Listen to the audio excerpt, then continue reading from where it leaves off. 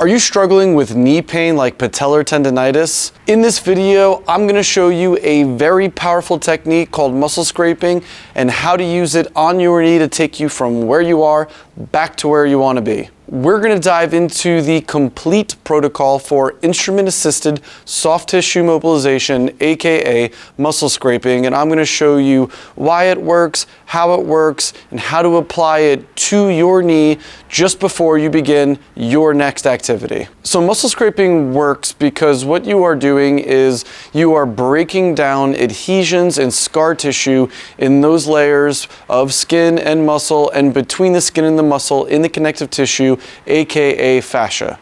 It is a form of myofascial release.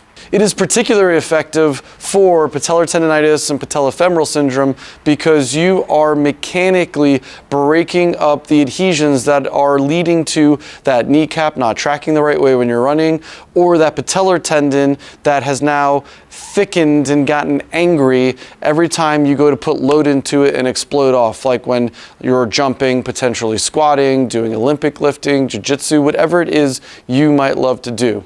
And what it's going to do is it's going to stimulate improved blood flow and circulation and help get inflammation out and restart the healing process in the area that you're applying it to. And right over here, we have one of my favorite muscle scraping tools from Sidekick. We'll link inside the video description so you can see where you can get them, as well as you can see a video that we made on how to choose the right tool for you. Feel free to comment below with any questions you might have, and we'll help you and we'll direct you to make the right decision for yourself if you need it. What I'm going to do today is I am going to use a Hypervolt gun, the massage gun from Hyperice. Any massage gun will do. We just happen to love these guys. We'll give you that link too. You're going to need a little bit of lotion. I'm using ultrasound gel. It is very inexpensive and very clean and easy to use. It's not messy, not oily, but you can use other things like different kinds of like shea butter, cocoa butter, other oils to get it in. Just, you know, keep in mind you don't want it to absorb too quickly in the skin. Otherwise, it's just going to absorb and then you're just going to be scraping right on the skin. The importance of why I have these things is because you need to do this full protocol. If you don't do the full instrument-assisted soft tissue mobilization or muscle scraping protocol, you're missing out on all the other components of what actually makes this work. And the number one thing I see is people not actually doing the full thing. They're just scraping and literally just like trying to throw stuff at the wall and see what sticks.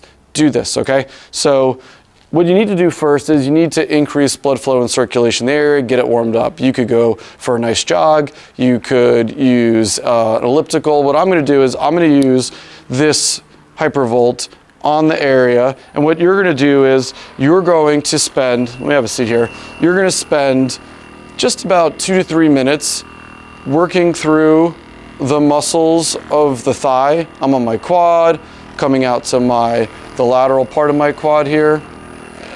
So there's not a wrong way necessarily on how you're applying this first part. All you're doing is trying to get blood flow, and the Hypervolt is using vibration to stimulate that circulation. So it's a nice way of warming up, especially if you're having a particularly high pain moment in your knee and running is not even possible.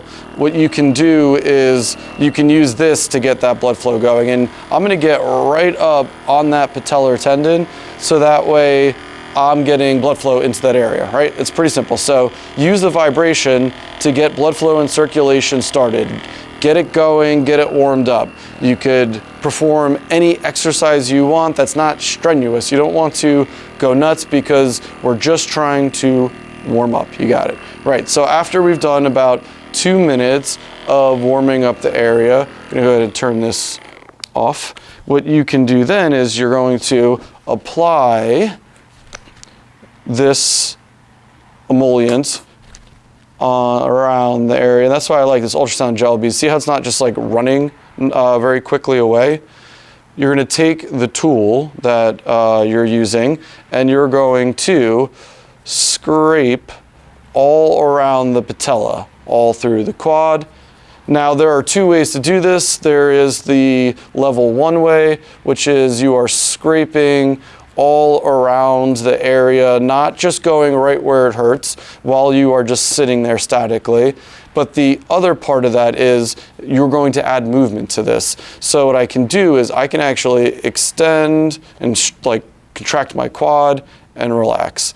And you contract that quad and relax. And now you can hold into an area for a while, or you can you can hold into an area with the instrument, I mean, for a while, or you can keep moving while you're doing this. But remember, you want to canvas this full area. A mistake that is common is just going right on the painful spot and not getting the rest of this, because remember, patellofemoral syndrome or patellar tendinitis are symptoms of other mechanical issues, meaning there are more areas involved than just one. You can still do this if you want through your calf as well. You can get back into the hamstring. But for the purpose of this video, I'm going to show you getting around the kneecap through also the upper thigh. So you'll do this for about 5 minutes. Now you're using firm pressure here. I'm taking the slack out of my skin, holding that down, and while I hold that down, I'm moving back and forth. And what I feel is I feel like this grittiness. I feel gravelly, sticky adhesions, and I could actually feel myself breaking that up. You're breaking up that scar tissue, those adhesions, you're increasing blood flow and circulation, you're stimulating healing, all of that in an effort to restart the healing process and finally get past this moment you're in. After I've done that, you're going to want to do something to stretch. So I have now broken up those adhesions, allowing myself to get more length. What you can do, and I'm going to slide this back just a little bit, place this down here, is you could do any stretch really, but I'm going to do a couch stretch. So I'm going to let my knee down and I'm going to come up. Now, this is a pretty aggressive stretch that I'm getting into right now, that, to be fully honest, I didn't do anything to earn in this moment, so it's not my best couch stretch. But the point is you want to take advantage of that length that you have now in the tendon. So you'll do a stretch for about 30 seconds, and it could be any quad stretch you like. The important thing is that you're stretching your quad.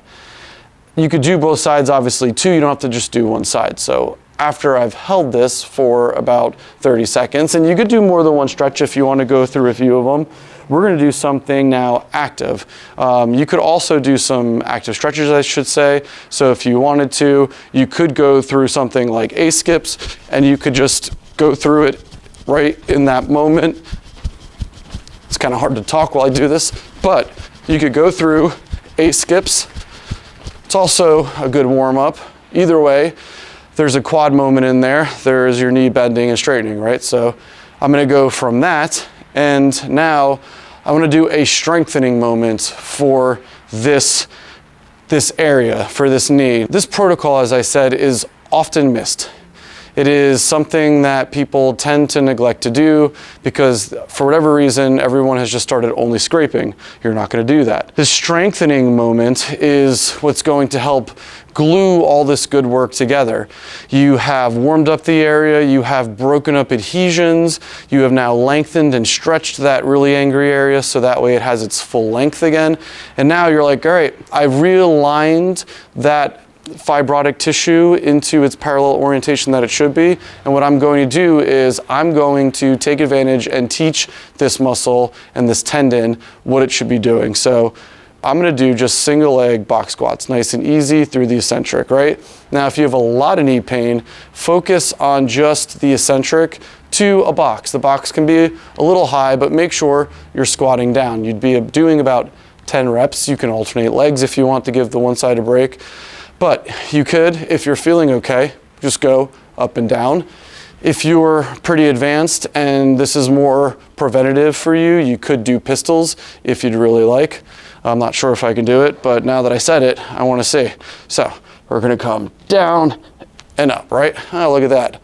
So you can even do a pistol if you want to, but the point is you need to do something for strengthening. So to recap, if you are struggling with knee pain, whether that is patellofemoral syndrome, patellar tendinitis, and there are other knee pains as well. My recommendation to you, something we use with thousands of patients every year here, is muscle scraping. And muscle scraping will help to break up those adhesions, increase blood flow and circulation, help to get inflammation out, and help to restart healing.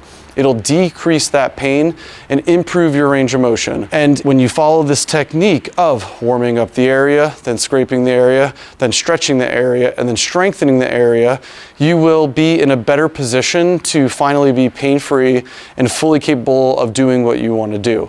Now, you can insert this just before you do the activity that you're going to do, whether you're running, doing a CrossFit workout, jiu-jitsu. It's really great if you could do this just before those moments, but don't worry if you can't, just get it in, or if it's a rest day, put this in as part of your recovery routine. You should have a recovery routine, and if not, here you go. This technique can be applied to all the joint areas.